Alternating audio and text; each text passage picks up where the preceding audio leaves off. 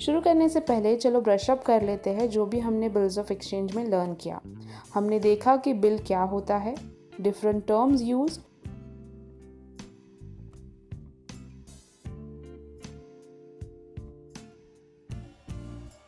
And फिर हमने ये प्रोसीजर देखे एंड हमने दो पॉसिबिलिटीज भी देखी, जब एक बिल एक्सेप्ट होता है और आगे जब बिल डिसऑनर्ड या ऑनर्ड होता है तो क्या होता है।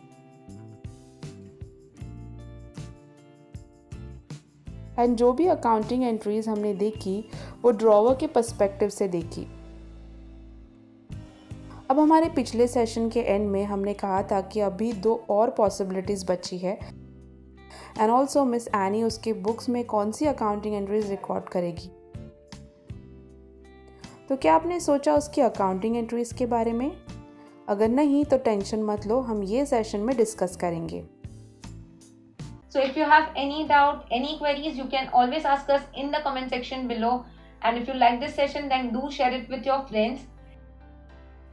Guys, do check out our website www.letsshoot.com जहाँ पे काफी सारे फ्री और पेड कोर्सेज अवेलेबल है। GST return filing, tally, accounts पे है, प्लस एक्सेल, सारे कोर्सेज हम लोग कंटिन्यूसली ऐड करते जा रहे हैं। तो अगर आपको वो कुछ भी सीखना है आप ऑलवेज हमारे वेबसाइट चेक कर सकते हो एंड जहाँ पे पेड कोर्सेज भी बहुत रीजनेबल प्राइसिंग पे है, you can check that out and do show your support and subscribe to the channel and hit the bell icon ताकि आपको जो भी नए वीडियोस हैं उसकी अपडेट्स मिलते रहेगी। तो अब पहले ये दो रिमेनिंग पॉसिबिलिटीज देख लेते हैं। तो अब बिल एंडोर्समेंट से स्टार्ट करते हैं। जैसे कि हम जानते हैं कि बिल्स ऑफ एक्सचेंज को ट्रांसफ़र कर सकते हैं from one person to another person. Bill का होल्डर शायद बिल को उसके क्रेडिटर के फेवर में ट्रांसफ़र करेगा उसके ड्यूज़ को सेटल करने के लिए। अब लेट्स से अगर ड्रॉवर रिकी ओज 5000 टू हिज क्रेडिटर एंड उसने डिसाइड किया कि ये बिल जो 5000 का है उसको एंडोर्स करना है, तो ड्यू डेट पर मिस एनी डायरेक्टली रिकी के क्रेडिटर को पे करेगी।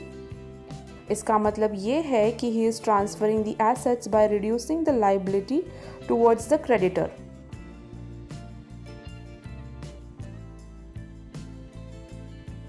तो जब बिल एंडोर्स होता है तो entry will be endorsee account debit क्योंकि लायबिलिटी रिड्यूस हो गई है and bills receivable account credit. अब एंडोर्समेंट के बाद पेमेंट के ड्यू डेट पर फिर से बिल ऑनर्ड होगा या डिसऑनर्ड होगा। तो following would be it's accounting entries. अब इसमें एंट्री नहीं होगी क्योंकि क्रेडिटर को पेमेंट कलेक्ट करना है एंड रिकी इसके बारे में कंसर्न नहीं है। एंड अगर ये डिसऑनर हो गया तो इसका मतलब ये है कि मिस एनी फिर से उसका डेटर बन गई है एंड उसके क्रेडिटर को अभी तक पेमेंट नहीं मिला है, तो उसका अकाउंट अब क्रेडिट होगा। कभी भी हम अटक जाए तो हमें सिर्फ सिचुएशन को लॉजिकली अंडरस्टैंड करने का ट्राई करना चाहिए। अकाउंट्स के गोल्डन रूल्स को रिकलेक्ट करना एंड फिर जर्नल एंट्रीज को बिल्ड करना इजी होगा। एंड अगर ड्रॉवी इंसॉल्वेंट हो गया तो सेम एंट्रीज पास होगी जो हमने रिटेनिंग ऑफ बिल के टाइम देखी थी।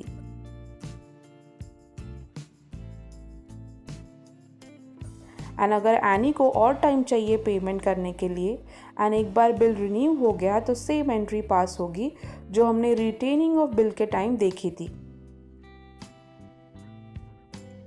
पर यहाँ ये केस में अगर एंडोर्स बिल डिसऑनर हो जाता है तो एंडोर्सी इसके बारे में कंसर्न नहीं होगा। उसको क्या चाहिए कि उसके ड्यूज क्लियर हो जाए, तो फिर मिस्टर रिकी को उसके क्रेडिटर्स को पेमेंट करना पड़ेगा फॉर अनपेड अमाउंट एंड ये एंट्री होगी।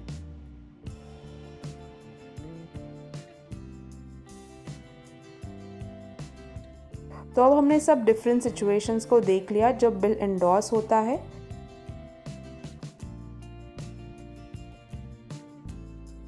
तो अब लास्ट वाले पर मूव करते हैं। अभी तक हम डिस्कस कर रहे थे सब सिचुएशंस पर वेयर पेमेंट इज पेड और नॉट पेड। हमने ये भी देखा कि शायद मिस एनी को इंटरेस्ट पे करना है लेट पेमेंट के लिए, पर फिर आपको नहीं लगता कि एक चांस हो सकता है कि मिस एनी के पास सफिशिएंट फंड्स हो बिल को पे करने के लिए ड्यू डेट से पहले? लाइक फॉर एग्जांपल के लिए बिल का ड्यू डेट 20 फरवरी है एंड मिस एनी को बिल को 20 जन को पे करना है। इसका मतलब है कि बिल इज गेटिंग एक्सपायर्ड और रिटायर्ड ड्यू डेट से पहले and it is termed as retirement of a bill. तो ऐसे केस में मिस्टर रिकी मिस एनी को शायद कुछ कंसेशन अलाउ करे ताकि वो अर्ली पेमेंट करे, एंड कंसेशन जो अलाउ किया है उसको it is termed as rebate और डिस्काउंट। अब लेट्स से रिकी ने एनी को 12% डिस्काउंट अलाउ किया है ऑन द अनएक्सपायर्ड पीरियड, तो फिर ऐसे सिचुएशन में अकाउंटिंग एंट्री क्या होगी? राइट, कैश और bank account debit, rebate account debit to bills receivable account. तो इसी के साथ हमने मिस्टर रिकी के पर्सपेक्टिव से सब अकाउंटिंग एंट्रीज जो बिल एक्सेप्ट करने के बाद होती है वो देख ली।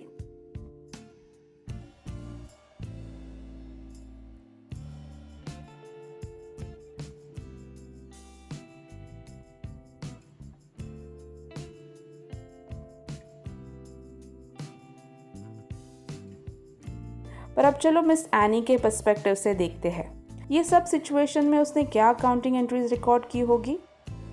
तो इसके लिए हमें थोड़ा पीछे जाना होगा जहाँ से हमने स्टार्ट किया था वहाँ, एंड हर सिचुएशन को हमें एनी के पर्सपेक्टिव से सोचना है।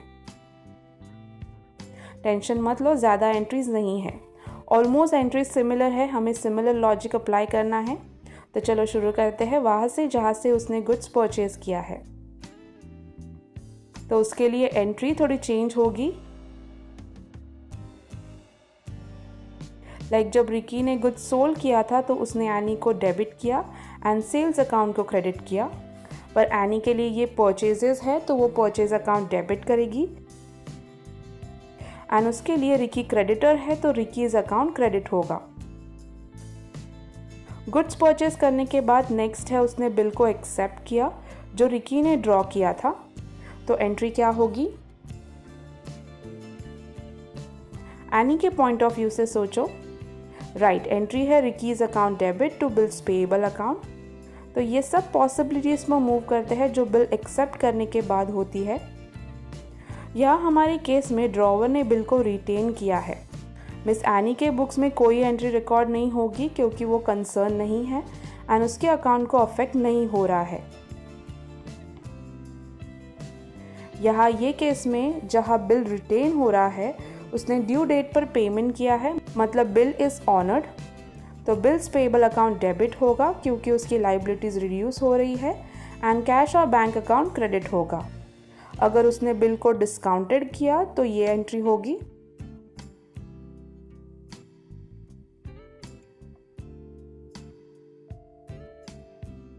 अगर डिसऑनर इंसॉल्वेंट की वजह से हुआ तो उसने सिर्फ 1000 का पेमेंट किया, तो entry would be as follows. Amount जो उसे पे नहीं हुआ है वो डेफिशिएंसी अकाउंट में ट्रांसफर होगा। पर अगर उसने बिल को रिन्यू करने की विश की, फिर इंटरेस्ट जो उसको पे करना होगा वो डेबिट होगा एंड ऐसे रिकॉर्ड होगा।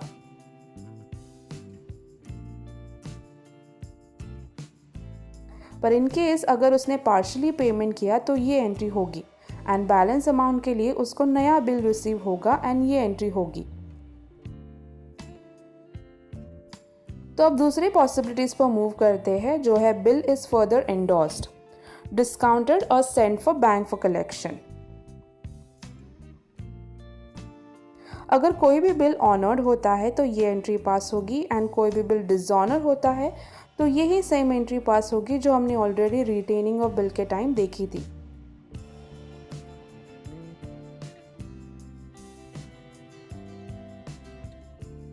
रिटायरमेंट ऑफ बिल के केस में रिबेट अकाउंट क्रेडिट होगा क्योंकि ये इनकम होगा।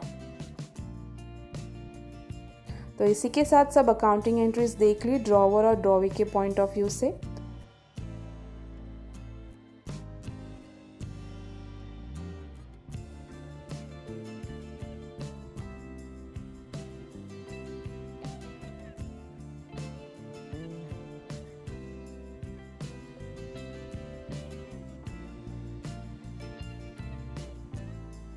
तो अब हम फिर से गो थ्रू करते हैं जो भी हमने अभी तक डिस्कस किया। पहले गुड्स सोल्ड हुए, फिर क्या हुआ? Right, bills of exchange drawn होता है, एंड फिर अगर इसको ड्रॉई ने एक्सेप्ट किया तो 5 पॉसिबिलिटीज़ है। Bill can be either retain, discounted at bank, can be sent to bank for collection, और इट कैन बी एंडोर्स और इट कैन बी रिटायर्ड। अब ये 4 केसेस में 2 ऑप्शंस है, या तो बिल ऑनर्ड होगा या डिसऑनर्ड होगा।